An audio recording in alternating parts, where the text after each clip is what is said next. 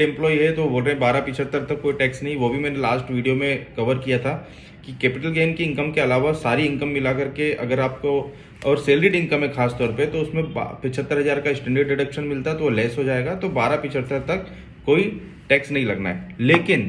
क्या old tax regime खत्म कर दी गई है? पहला सवाल, नहीं, ओल्ड टैक्स रिजिम अभी भी है। तो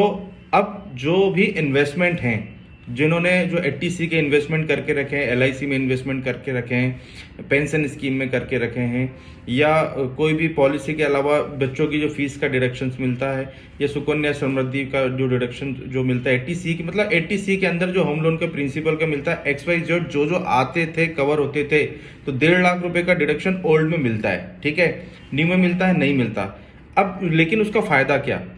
ठीक है, क्योंकि 12 लाख रुपए तक टैक्स फ्री कर दिया है, तो ओल्ड टैक्स रिजिम में रिटर्न फाइल करना चाहिए या न्यू में? तो मैं आपको बोलता हूं, अगर आप देखो कि आपके डिडक्शंस कितने हैं, सपोज करो किसी ने होम लोन लिया हुआ है, अब उसमें मान लो मैक्सिमम 2 लाख रुपए तक आपको इंटरेस्ट का बेनिफिट मिलता है,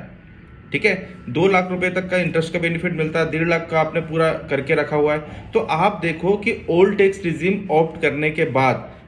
ठीक है, आपकी टोटल इनकम कितनी है, कैलकुलेशन करना पड़ेगा कि न्यू टैक्स रिजिम में स्लैब रेट जो होते हैं वो अलग होते हैं, ओल्ड टैक्स रिजिम में टैक्स स्लैब अलग होते हैं, और सबसे बड़ी बात, टैक्स स्लैब के अलावा जो टैक्स रेट है वो भी अलग होते हैं। अगर ओल्ड में अगर आप तुलना करोगे तो टैक्स का जो रेट है वो ज़्यादा मिलेगा, न्यू में आपको कम मिलेगा, लेकिन ओल्ड में आपको डिडक्शन का बेनिफिट मिलेगा, न्यू में आपको नहीं मिलेगा। तो बहुत कंफ्यूजन हो गया होगा मेरी बात से भी, तो मैं आपको यही बोलना चाहता हूं, जो डायरेक्टली मेरे पास भी कई कस्टमर्स के कॉल आते हैं, सबसे बढ़िया तरीका यह है कि इनकम टैक्स की साइट पे जाएं, वहां पर कैलकुलेट जो भी डिडक्शंस है, जो भी इनकम का वहां पर वहां पर लिंक दी गई होती है जहां पर आप कैलकुलेशन कर सकते हैं। तो वहां अपनी टोटल इनकम डालें, अपना डिडक्शन डालें, तो वहां पर ओल्ड टैक्स रिजिम में कितना टैक्स आ रहा है और न्यू टैक्स रिजिम में कितना टैक्स आ रहा है उसका कैलकुलेशन कर सकते हैं। अब बजट के बाद जो नया टैक्स जो आया है स्लैब,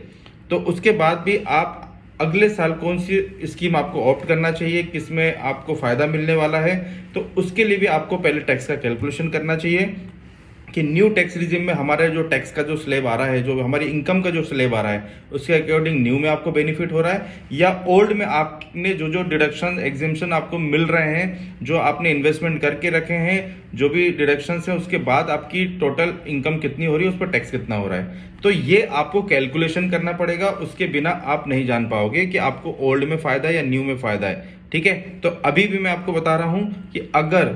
आपका इन्वेस्टमेंट पार्ट ज़्यादा है तो सबसे पहले आप कैलकुलेशन करें ओल्ड टैक्स रिजिम के जो स्लैब है, जो रेट है उसके हिसाब से, फिर अपने जो डिडक्शन है उसको माइनस करें, फिर इनकम टैक्स